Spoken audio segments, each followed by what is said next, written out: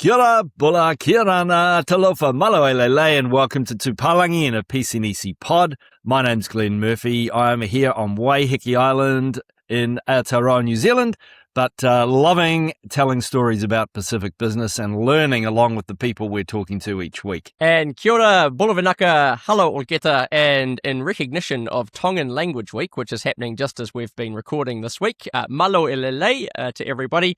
My name is David Dewar, dialing in from Rarotonga, but as listeners to our show will know, previously based in Suva, Fiji, Glenn and I have been working together over the last 6 years, telling the stories and helping businesses succeed in this phenomenal part of the world. And it's fantastic to be doing so again through this weekly podcast. And today we have a discussion with Stephen Plowman, who is most famous in New Zealand for Hallertau Brewery and Beer Garden up in Riverhead, which he and his wife started about 20 years ago. But also, little known to us until recently, was that he's also been heavily involved in brewing in Rarotonga for the last 10 years through the Rarotonga Brewery. And so we talked to Stephen about his experiences both through the last 20 years of brewing in New Zealand, but also the differences between doing that in Rarotonga. Dave, first, how was your week? You've been baking a cheesecake, you were telling me? I have the pleasure of my father visiting Cook Islands at the moment, which is great, actually. It's he manages to make it across about once a year. He usually coincides this with some of his university friends, so they have a bit of a catch-up while they're over here. They haven't had the best weather this week, but it's definitely a nice day today, and we're having him up to our place for a barbecue later this evening. So my assistant and I have been preparing for that, and I've got a passion fruit cheesecake sitting in the fridge from some passion fruits from our garden, which I'm very proud of. It's the first one I've ever made, so we'll see how it goes. And your assistant, of course, being artificial intelligence. Is that what you're telling me? Indeed, yes. I guess to take a leaf out of Chandan Ori's book, I'm augmenting my capabilities through the use of AI, and what better way to do so than in the kitchen? I do enjoy a bit of cooking, but certainly when you're doing it in a hurry and trying to coordinate many things, I've found that artificial intelligence really comes into its own. And speaking of intelligence, for those who are watching on YouTube, Dave and I have inexplicably chosen the same shirts to wear today. So we obviously went to the same conference at one point in Fiji, and we've picked up that same shirt. Yeah, indeed we did, and a shout out to the good folks at the Fiji Commerce and Employers Federation. This is obviously the shirt from, I think, one of their famous topics conferences a couple of years ago. We do a lot of free advertisements through our choice of shirts on the show, and FCF is a common one that we're promoting. So, but a great organisation, one that we're very proud to be associated with, and good shout out to our friends, many of whom are listeners to the show. And for anybody out there listening, we'd love to do paid advertisements as well. But Dave, my week was actually quite a social week. I kind of caught up with quite a few old friends. I think I sent you a text at one point when I was in Galbraith's Ale House. But also I've recently joined the New Zealand Institute of Directors so that I can hopefully get a governance role for anybody out there who's looking for a director.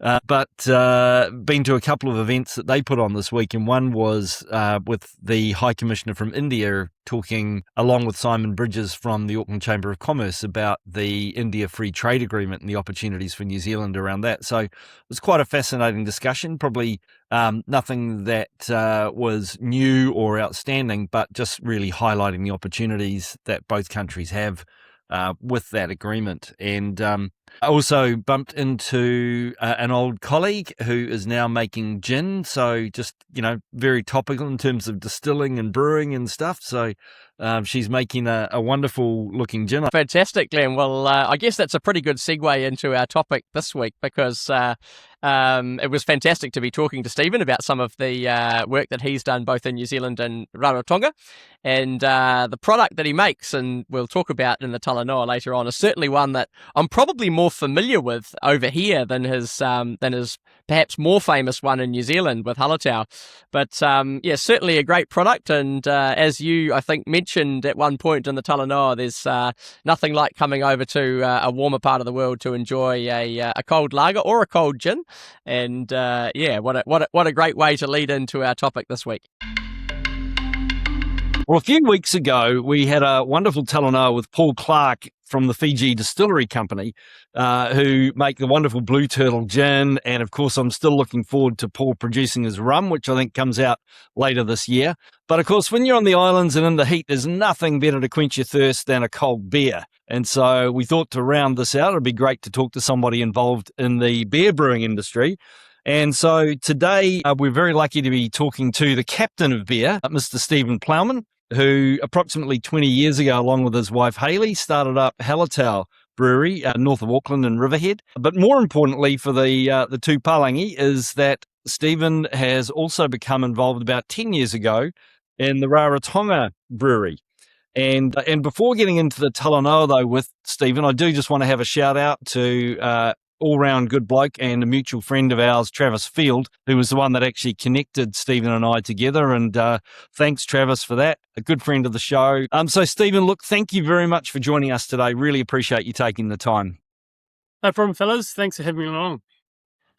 Yeah, welcome to the show, Stephen. Papongi mana. Whenever we have a guest on, Stephen, we kind of like to start by just giving a bit of space for them to tell their story. And I guess particularly in your case, you were probably one of the early pioneers of craft brewing in New Zealand. And Hallertau has become a very well-known name in the brewing industry in New Zealand. So keen to hear your story about how you got into that. Well, at the end of the day, I'm really just a home brewer. I just got a bit carried away, to be honest.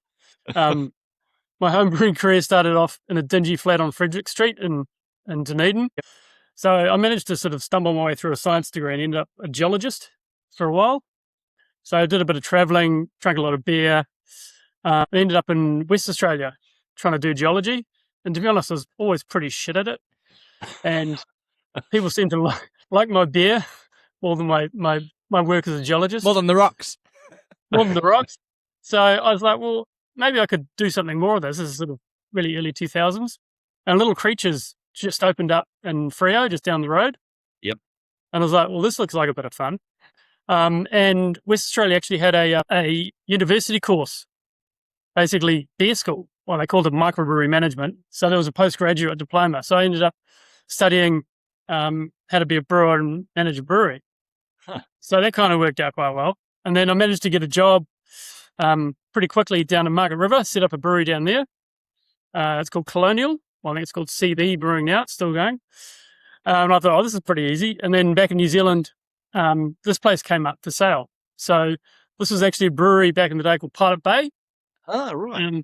Originally in Tauranga, relocated up here in the late 90s and had a restaurant as well. And that was for sale. So we ended up buying it and coming back and setting up Hallertau, me and my wife, in 2005. So it's just gone 21 years now. You would have experienced a few changes, and certainly the industry has gone through all sorts of cycles in that 20 years. How has that been? Yeah, it really has changed a lot, but in some ways it's not massive change. By 2005, if you wanted to sell beer in Auckland, you had to sell it from your place. The whole concept of like getting beer on tap around town or selling bottles in the supermarkets was too hard. So when we set up, we're like, well, we've got to have a really nice place here that people want to come and drink the beer. So along with that, you've got to have service, which is equally as good, and beer, which is equally as good. So we like the idea of the Irish pub as a focal point for the community. 3 generations of the same family spending time celebrating, and also the German philosophy in brewing, which is the quality and the consistency has to be at a certain level. So we tried to bring those concepts into what we did here. And it was always about the food as well. And the first place we got beer on tap was a place in Ponsonby called the Golden Dawn. Opened up about 14 years ago. We managed to get beer on tap in there. And it was the first place we actually had tap beer available in Auckland. Right. So the first delivery, I was actually driving my uncle's, or my dead grandfather's beige 1995 Holden Commodore sedan. So I managed to get 9 kegs in it to deliver for the first delivery. And Sam was like, oh, dude, is that your delivery? Right. And I was like, oh, yeah, I might need to get a van. So I hope you didn't sell the beige Commodore to get the van. No, I had to, actually. Well, it was pretty broken. So from there, like, it just expanded. And like, as soon as high-profile place in Ponsonby got craft beer on tap, people were like, whoa, what is happening here? So it's kind of, escalated from there. Yeah. That's awesome. a really cool story, Stephen. How do you think of yourself today as a business? Are you a beer garden that sells your surplus out into the market, or are you a large scale sort of beer that's sold nationally that just happens to have a restaurant attached? Yeah, that's actually a great question, Dave, because we have always thought of ourselves as a restaurant, like a really good restaurant that caters for the community that just happens to brew its own beer. So from day one, 60% of our turnover is food.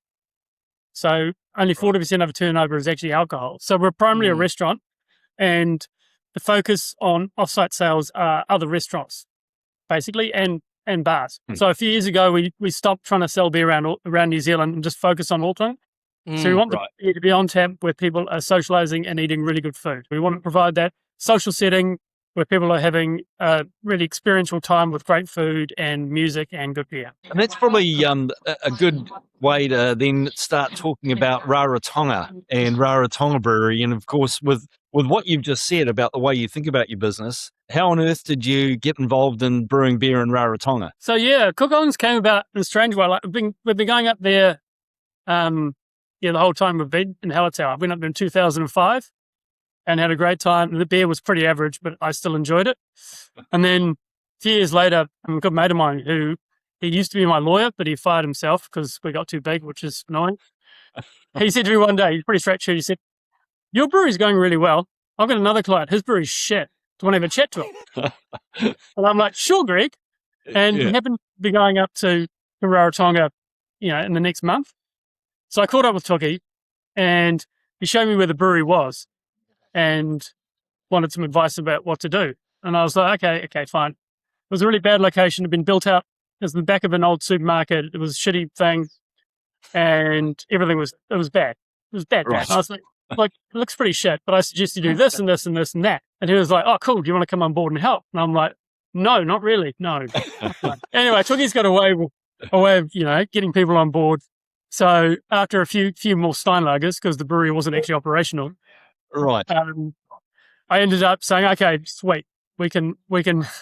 I started off, I can help you out as a consultant, but then over the course of a couple of visits, I decided actually why not. So how does the structure of the business work between you and Tookie? And I think there's some other partners involved as well. Yeah, so the original setup, Tookie is the major shareholder, and then there's us, and we managed to hook up with another local guy, Brett Porter, who actually owned the building where the brewery was, which is now where Prime Foods is. So originally it was right at the back of Prime Foods.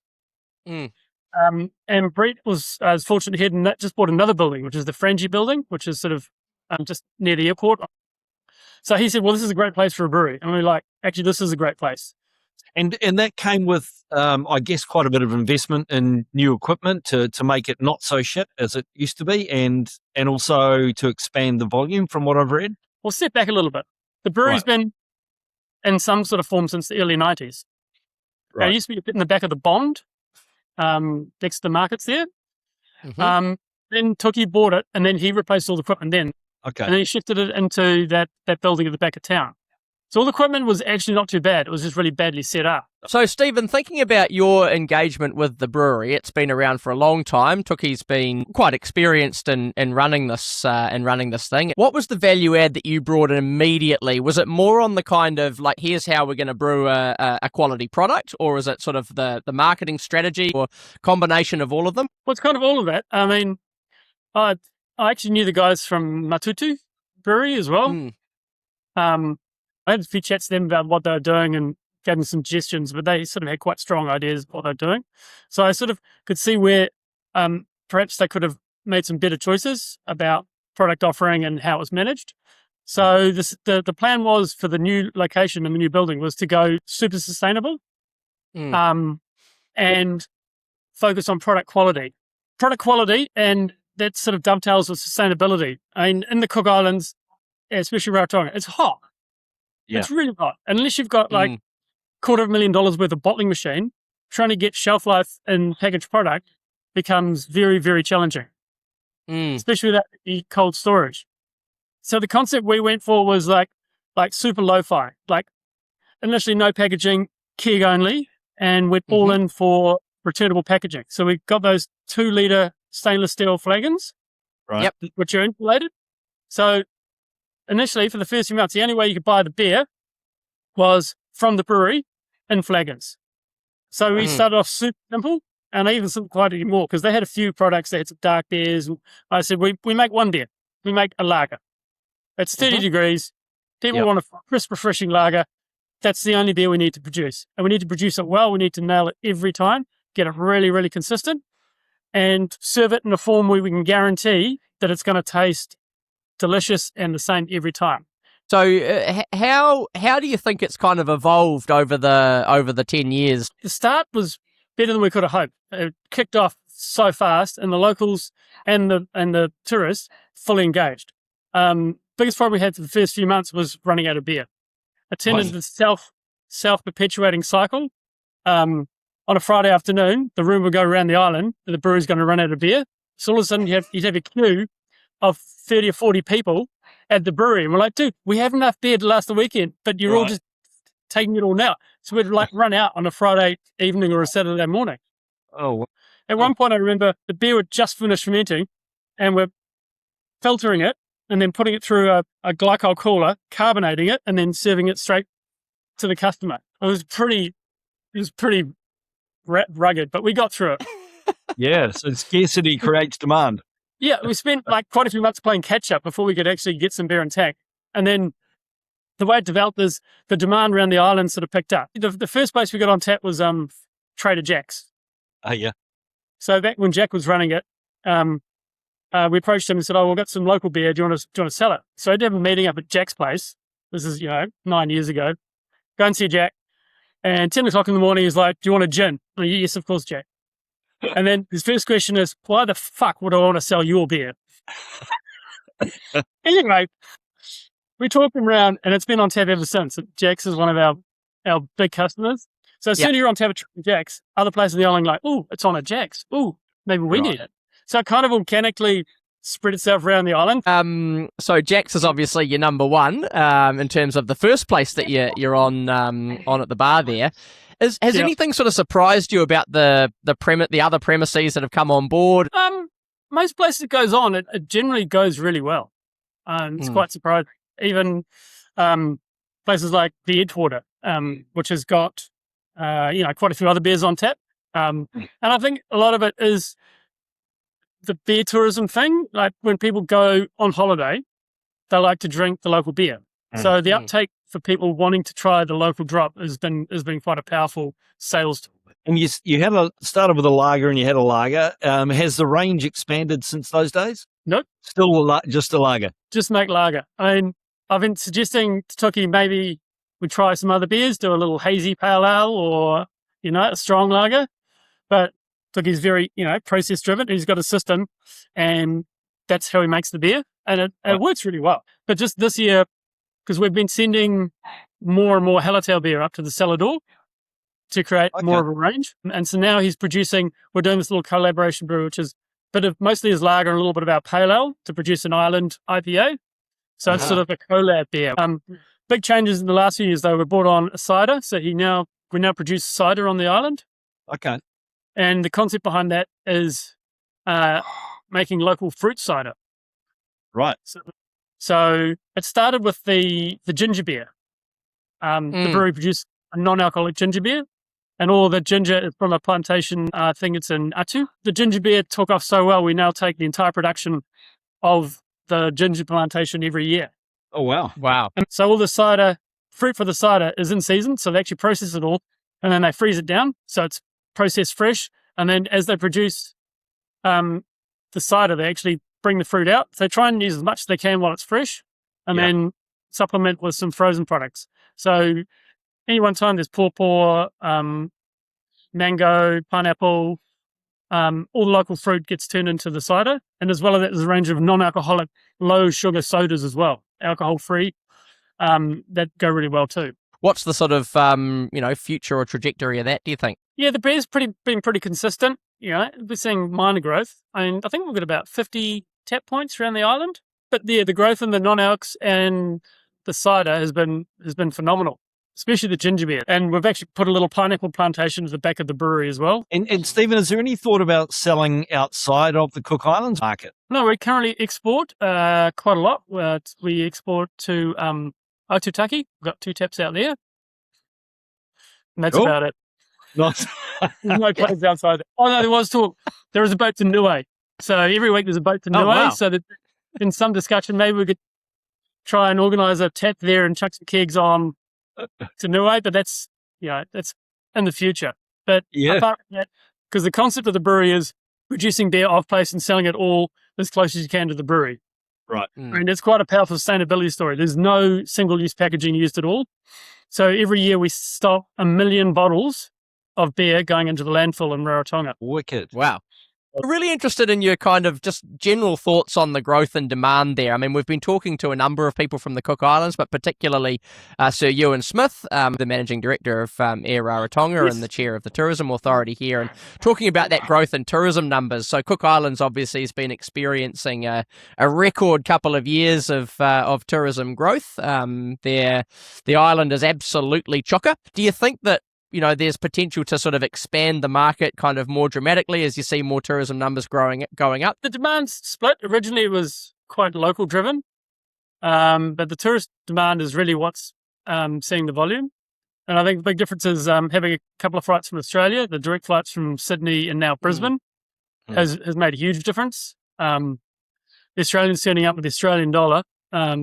And Australians do like to drink when they're on a holiday in the tropics.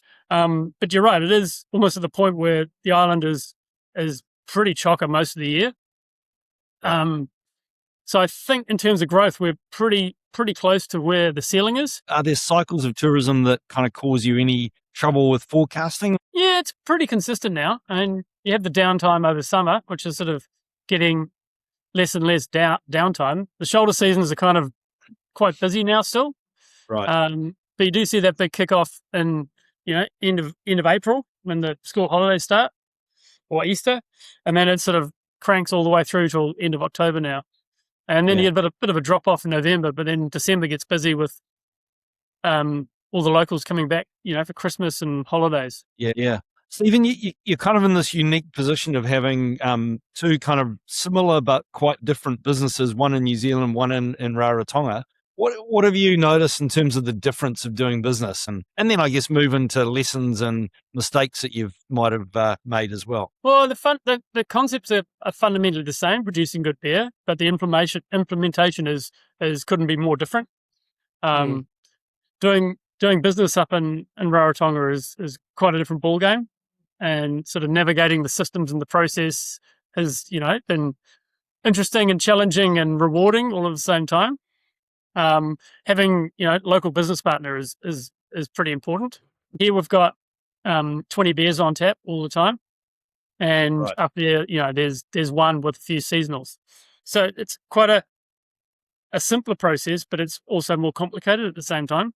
And trying to get growth and get consistency, and trying to keep the offering fresh is the challenge.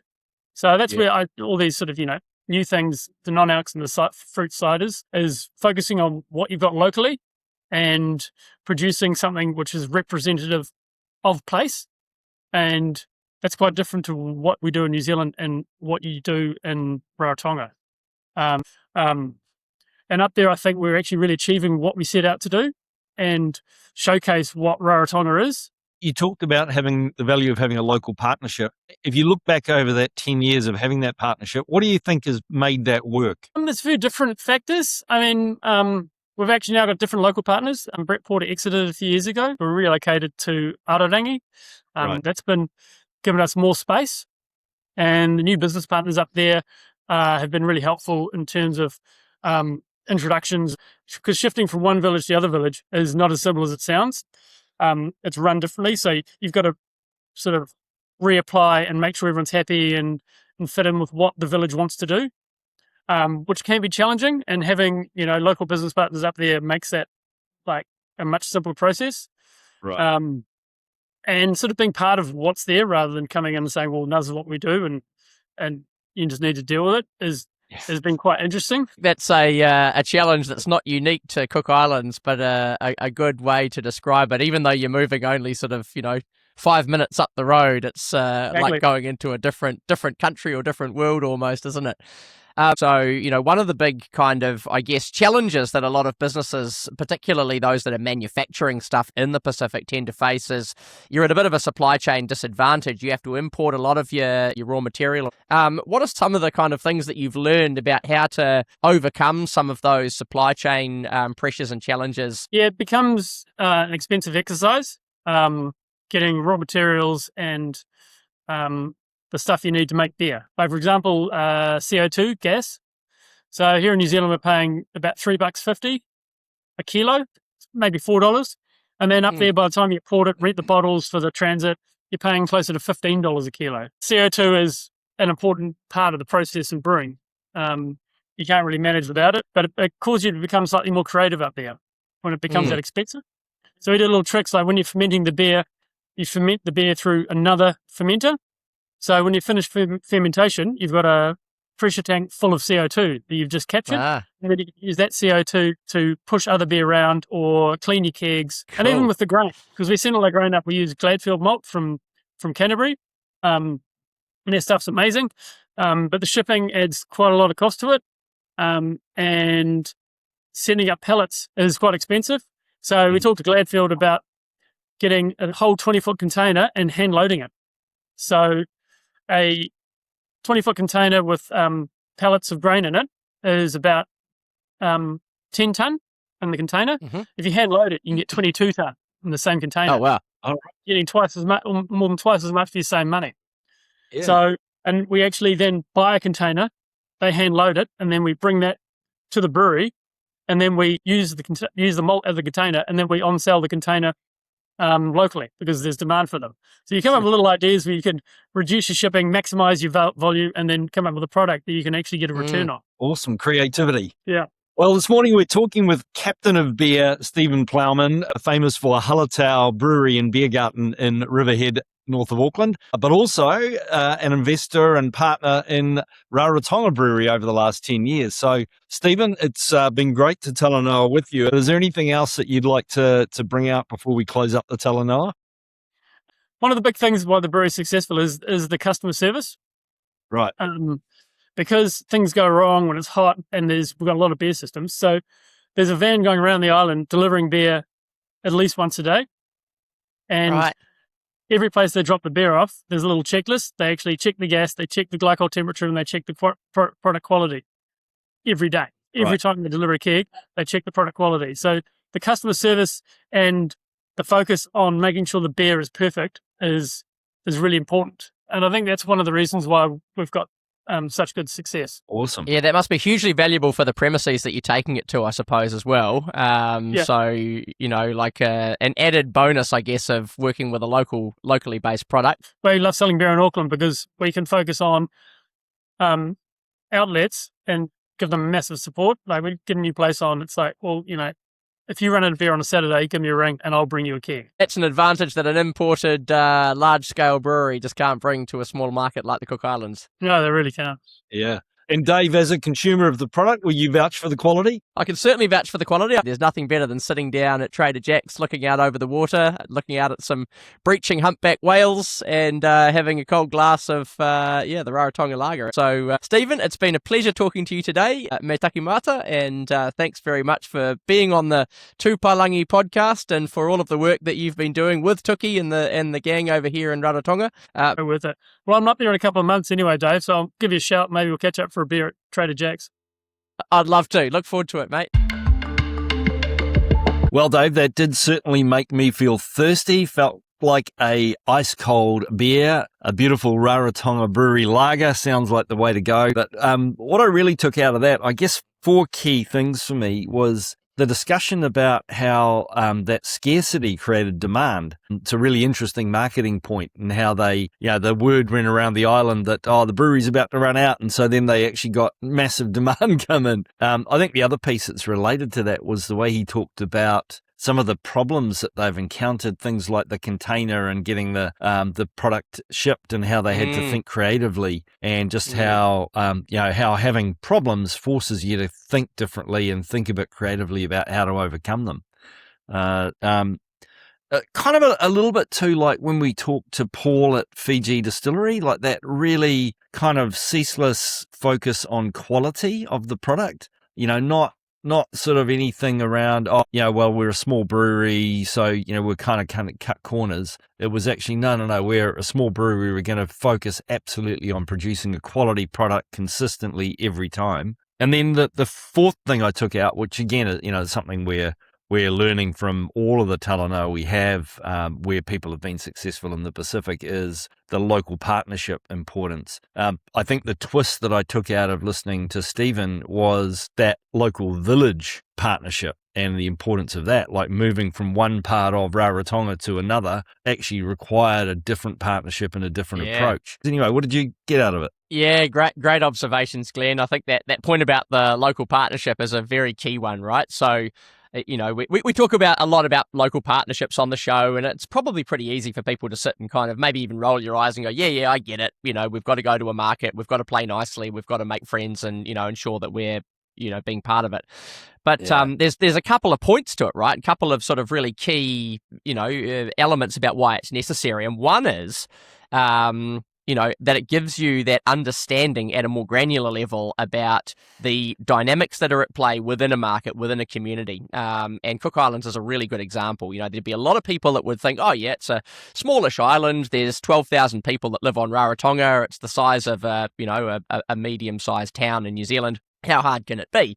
I'll get one local partner and, set and forget. Well, you can't do that. And I think that was a really interesting sort of thing that Stephen underscored as part of that Talanoa, was that actually, even shifting between villages, there's an incredible amount of, political dynamics you need to be aware of, but actually a lot of economic decision making that happens as well at that level. And so, what might seem simple, like, okay, I'm finishing a lease in this one building here, and I'm moving literally 5 minutes down the road to take a lease in another building. Well, actually, there's a whole different set of stakeholders that you've got to navigate through. And having a credible local partner that, importantly, knows that, and secondly, hasn't got themselves offside with the other community that you might be dealing with, is actually a relatively tricky proposition sometimes. But a couple of other things for me from that conversation, I thought, one was just the clarity again that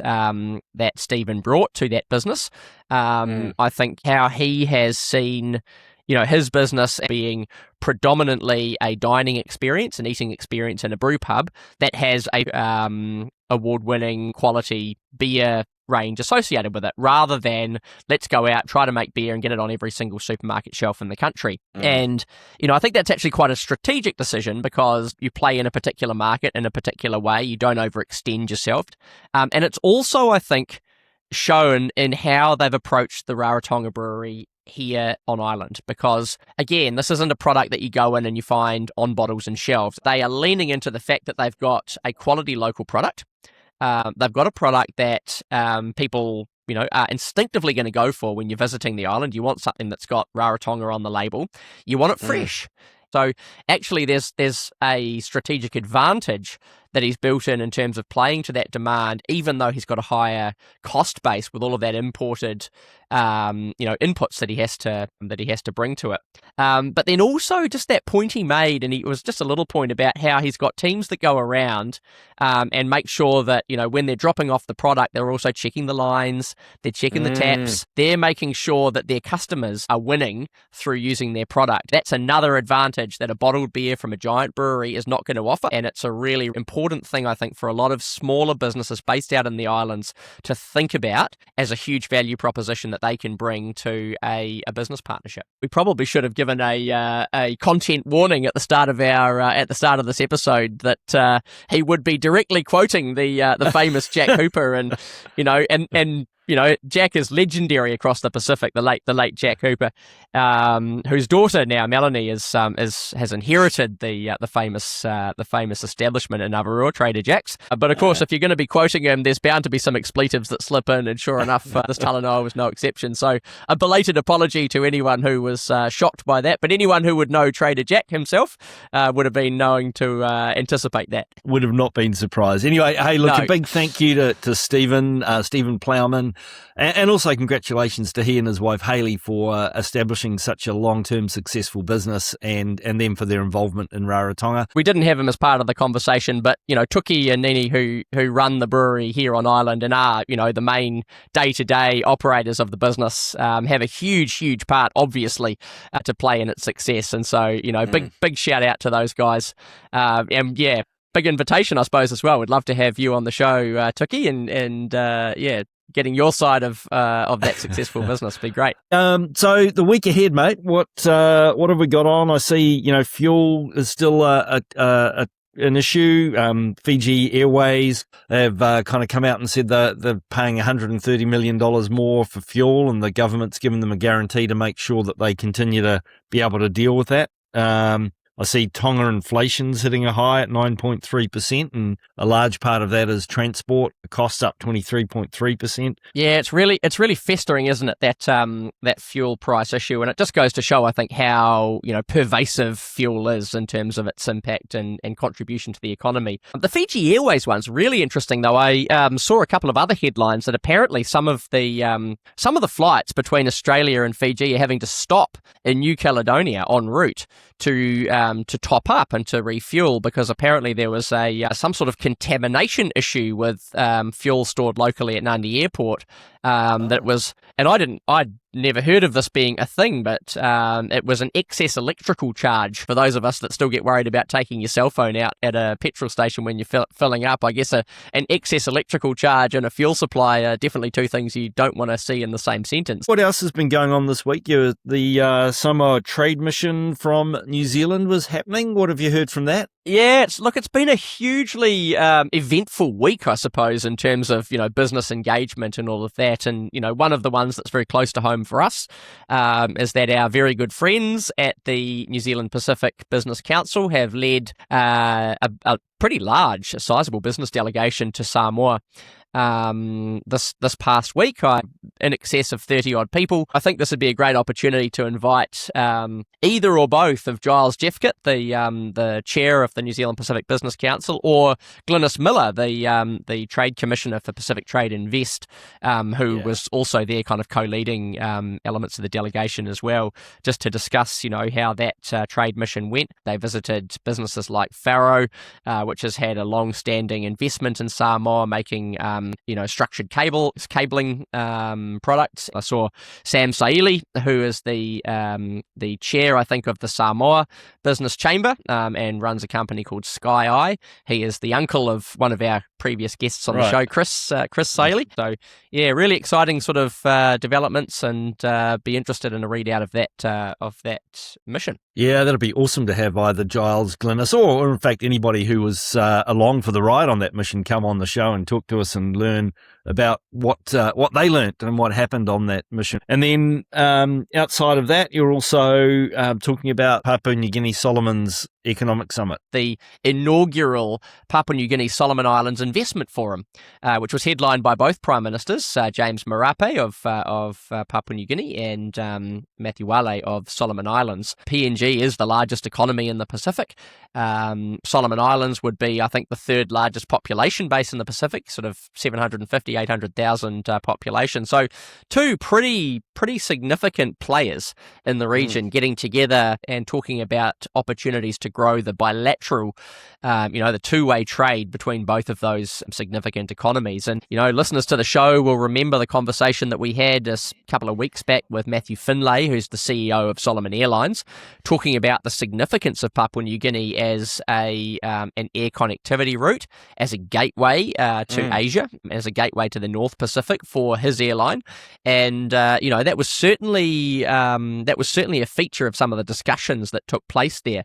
I was talking to a couple of people, who are quite senior in the Solomon Islands business community. One wasn't there. Our friend Mr. Bartlett, who was a little congratulations to him. He was in New Zealand. His wife was giving birth to their baby twins. Congrats, Jay.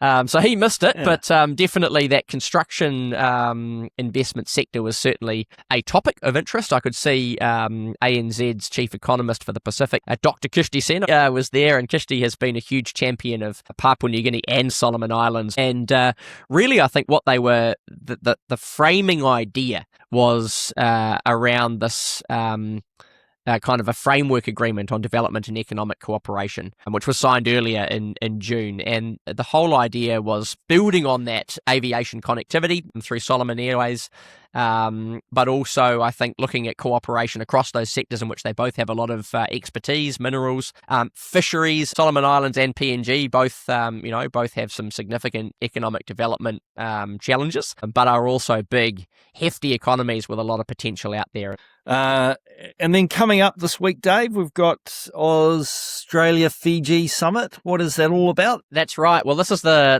sort of annual, I guess, or perhaps biennial Fiji Australia Business Forum, and this is taking place in the Grand Pacific Hotel in Suva from the 27th to the 29th of August. And once again, this will be a good opportunity for those, essentially a business mission from Australia to come to Fiji to talk about opportunities to take that business relationship forward. It's a quite an interesting trade relationship, really. Unlike many of the Pacific relationships, it's actually balanced in Fiji's favour. If you account, as you should, in my view, if you account for tourism there. So Australia exports to Fiji something pretty similar to what New Zealand does, about 1.5 billion Kiwi dollars, or 1.2 billion Australian. But it imports from Fiji about 3 times that.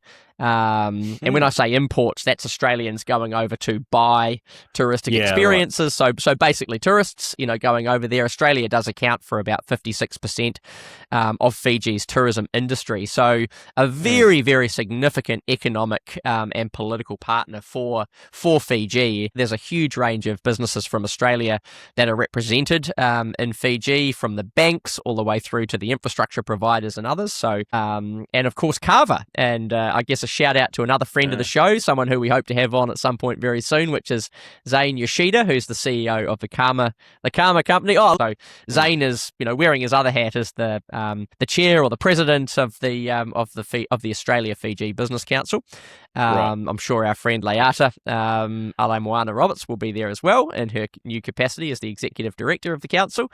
And the other thing that'll be happening at the same time is a farewell to my good friend, our friend Tim Houghton, who's the Australian Trade Commissioner to the Pacific, based in Fiji, who'll be wrapping up his term as Trade Commissioner, and coinciding, I think, his final day will be on that summit. So all the best, Tim, and I hope you have a great time at that summit. And then, Dave, I think you mentioned there's also an investment forum happening around the same time in Fiji. Investment is really a bit of a buzzword, I suppose, if you think about that PNG Solomons one and the Australia Fiji one. They've all got investment, there in the title, and it really does show that there's a huge appetite for certainly inward investment, but also two-way investment between these markets. And one of the sort of lesser known, but in my view, perhaps possibly more significant of the investment forums is coming up, and that's the Pacific Islands Investment Forum. It's really the collection of sovereign wealth funds and institutional capital that sits across the Pacific. There's been for a long time a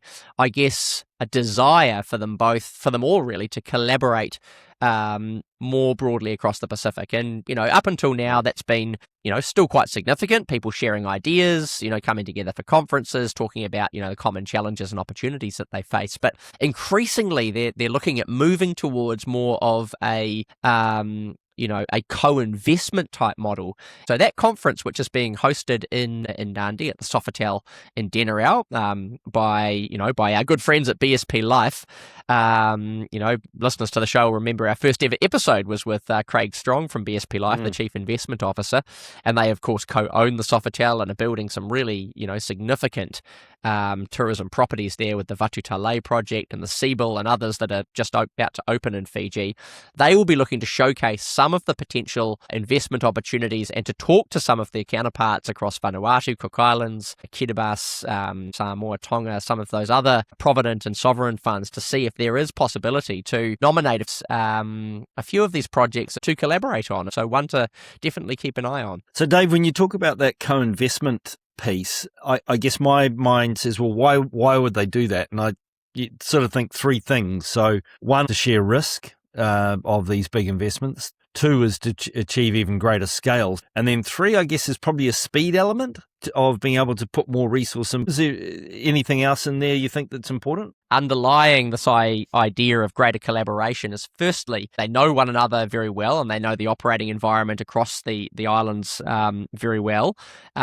Secondly, if they can kind of nominate projects that are investable, they can add to that an understanding across the group that they will be making sure that that these things are done properly, that approvals are properly secured, that the local provident fund is invested in. It's a pretty good indicator that the thing, needs to succeed. So that increases the attractiveness. And then I think pooling their resources will actually kind of lower that due diligence burden, lower that kind of cost of preparation that's needed for these kinds of investments. So really, really interesting direction of conversation there. And I think, it'd be fascinating to see how things go. And again, another invitation perhaps to friends of the show like Damien Beddoes, who's the head of the Cook Islands Super Fund and is also the executive director of the PIIF, or others that are present at that event to come on and let us know how they found it. Oh man, there's so much going on and so much to keep learning about, and these fascinating people that are going to be at these events. And I definitely hope we can get a readout from at least somebody from each of these so that we can understand what actually went on and what the implications are for business across the region. So look, Dave, lots going on. And on that note, you need to go and play golf with your father, I think. You have a check out, make sure your cheesecake is still in one piece in the fridge and that nobody's gone and stolen it. But before we let you do that, would you like to read us out? I would like to read us out, and you didn't mention that maybe having a Rarotonga lager after the round would be in order as well. But I can certainly undertake that I'll be doing one of those after this conversation. I just assumed that would happen, mate. Yeah, well, it sort of goes without saying, really, doesn't it? A game of golf on a Friday afternoon with one's father, who only visits once a year. Absolutely, I think it's in order. But look, it's been another, as we've just discussed, a huge week, very eventful week in the Pacific economy and in Pacific business. And I think we can look forward to a whole lot more to come. So fantastic to keep in touch with so many people who are listeners to the show. We've seen a huge uptick actually in our listenership, which was already pretty healthy and, is really kind of going from strength to strength. And I think that's really on the back of the phenomenal guests and conversations that we've been having on the show. So once again, a huge thank you to all of those people that have come on, that have been guests on the Two Palagi podcast, and we're really looking forward to an awesome pipeline of further guests in the coming weeks. Super exciting. Definitely stay in touch, and you can do that through a number of the usual channels, but we've actually got a new one thanks to our friends at Counterpoint Media. You might remember the fantastic episode we had with Craig Smith from Counterpoint. Craig got in touch to say, guys, you're using this Gmail address, come on, we can really help you up your game. And my goodness, the service and support that we've got from Craig and Lo and Abhishek at Counterpoint has just been fantastic. So they've set us up with a whole new internet domain. So you can now find us at Talanoa, Talanoa, Talanoa at Tupalagi, TWOPALAGI.com. And you'll probably understand from that we're developing a new digital identity. Tupalagi.com has perhaps a bit more to say about itself. We're not really ready to reveal exactly what that is, but some pretty exciting stuff coming down the pipe. Again, thanks and in partnership with our friends at Counterpoint Media and Nandi in Fiji. So once again, huge thanks to those who have been in touch. Please contact us now through that new email address, talanoa at tupalagi.com. We're really looking forward to hearing from you. If you do email the old address, it'll come through to us anyway, certainly for the time being, but we're really excited about that new identity, to hearing from you. And in the meantime, that has been Two Palagi in a Pesanesi pod for the week ending 22nd of August.